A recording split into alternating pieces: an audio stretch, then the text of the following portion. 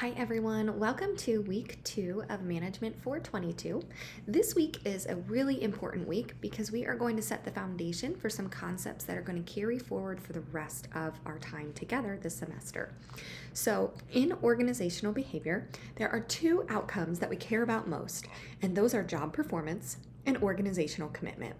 So, at the end of the day, an organization wants to know, will our employees perform and will our employees stay? Right? We want employees who are going to be effective in their jobs and complete the tasks and assignments required of them. But we also want people who are going to stay with us long term. So if you have very good employees but they're leaving, that is problematic. At the same time, if you have employees who are staying but they're not productive, that's also problematic. So in week 2, we're actually covering 2 chapters of content. And again, these concepts of performance and commitment are going to stick with us for the rest of our time together, because after this week, we're going to dive into factors that help predict whether or not employees perform and whether or not employees stay. As you'll see in chapter 2, job performance is actually quite complex, and it might give you a different perspective on a topic that you have heard about, right? If you're a business student, you've probably heard about job performance commonly, right? We want our employees to perform. It's a big part of what we study and a big part of what we talk about in the workplace.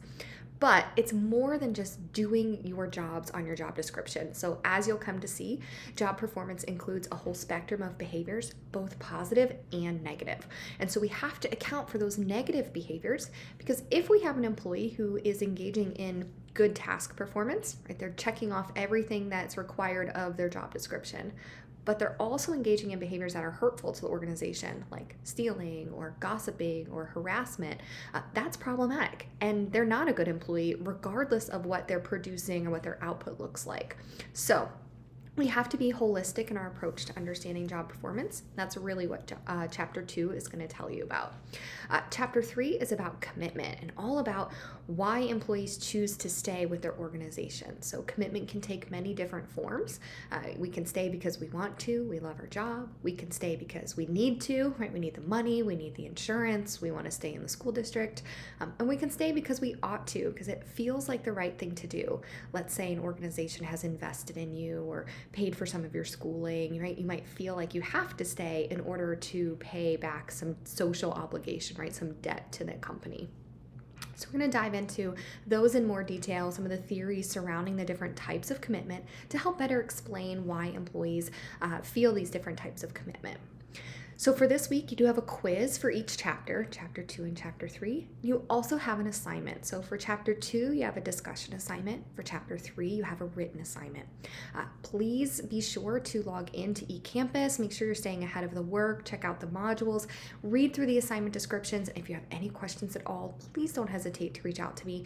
Early action is important to staying ahead of the coursework. And if you have any questions, it's helpful to ask sooner rather than later, because you don't want to wait too close to the deadline and possibly not get the answers or assistance that you need.